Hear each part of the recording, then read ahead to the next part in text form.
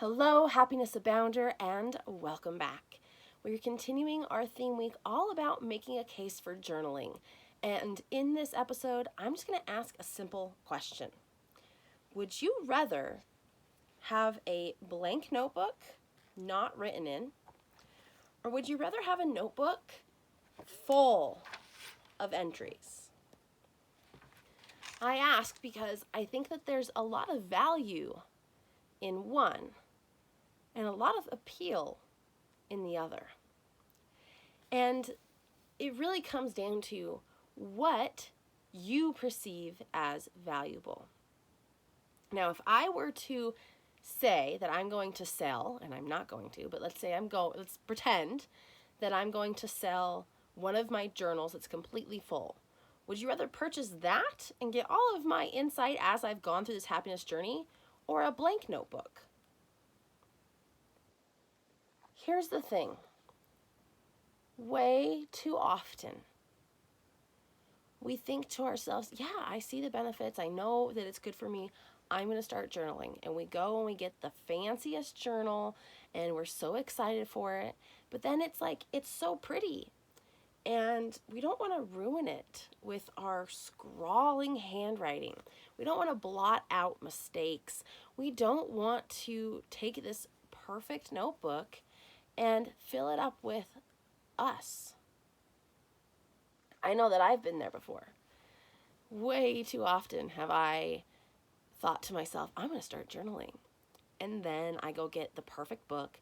It gets maybe 2 pages in it, if that I've written. And then I let it go because I'm like, oh, I've ruined it now.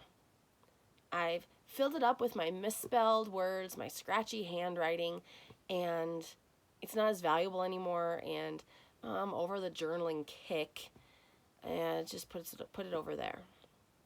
And then feels like there's way too much time has passed when I'm like on the journaling kick again. Way too much time has passed, and I feel like I should probably just start fresh. I should just go get a new notebook instead of picking up on that other one where it shows that I haven't written in 2 years since the last time I did an entry. It's almost like we have this mindset that everything we write, everything we do has to be perfect. And it all starts out with the perfect notebook, the perfect journal. Air quotes around journal because literally anything could be a journal. But we feel like we have to have this like perfect setup. And that's going to set us up for success to journal every day and reap the benefits.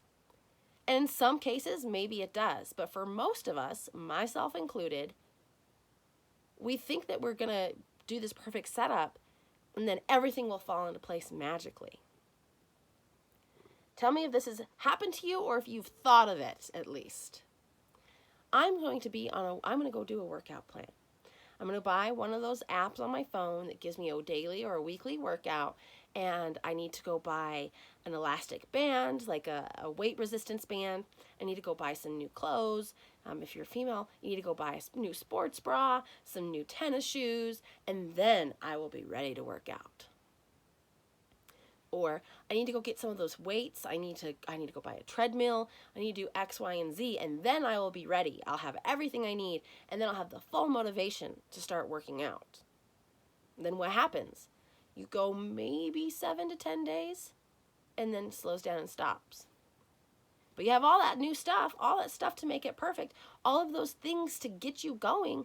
Why can't you keep going?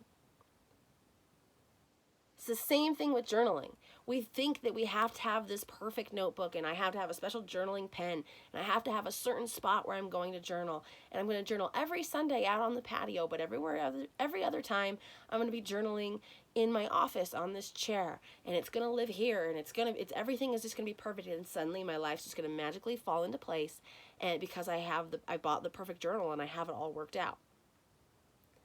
Well, you don't if you don't start writing. And you don't write consistently. You don't have the workout, even though you have all the equipment, unless you do the workout and you do it consistently, right? So it brings me back to, what is more valuable? A blank notebook that is perceived in its perfection and what could be, or a used notebook filled to the brim with your stories, your life, your learnings, your experiences, the actual record and progression of your growth. Yesterday I mentioned that a lot of my clients that have children worry about writing in their journal for fear of showing their children when they read it later that they're not perfect. So I want to pose this question to you.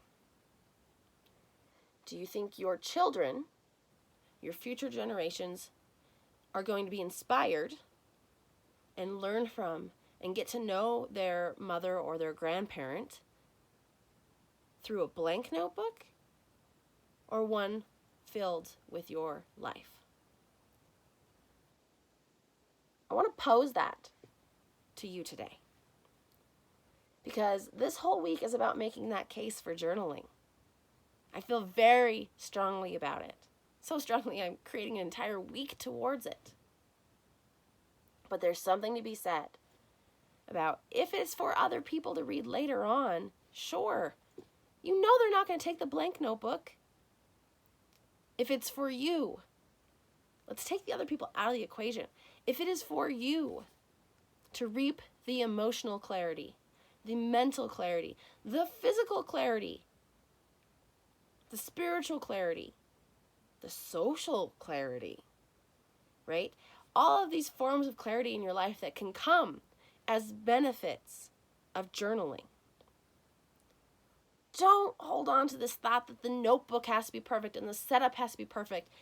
And instead, just write. Pick up a piece of paper. Type it into your computer. Just start.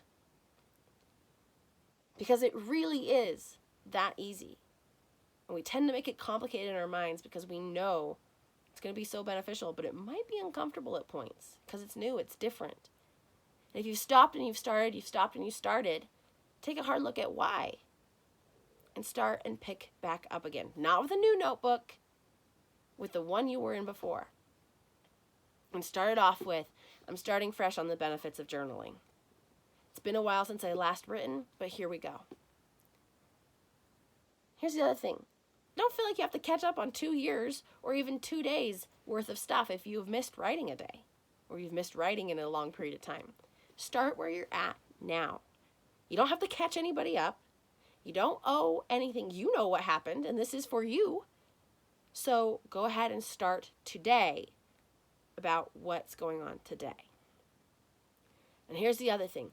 I don't want you to think that it has to be done at a certain time of day. Just like the workout thing where it's like, okay, I got the treadmill, I got the shoes, I got the sports bra, I got the equipment, and I'm going to do it every day at 6 a.m. Well, if you miss one of those 6 a.m.s, you feel like you failed.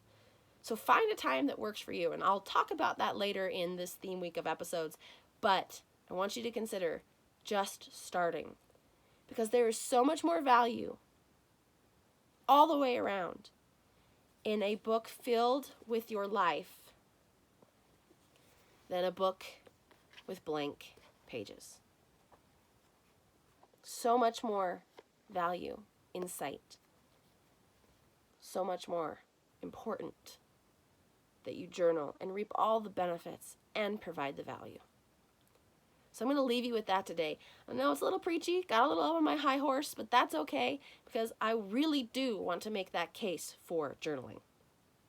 So if you needed this episode as a kick in the butt, please let me know. Write a review on Facebook at facebook.com/happinessaboundblog or on Apple Podcasts and just search for Happiness Abound. So again, if this episode resonated with you as the kick in the pants that you needed, make sure you rate, review, and subscribe on your listening platform of choice. You can leave reviews, like I said, on Facebook or on Apple Podcasts. And above everything else, remember, you are capable of happiness abound.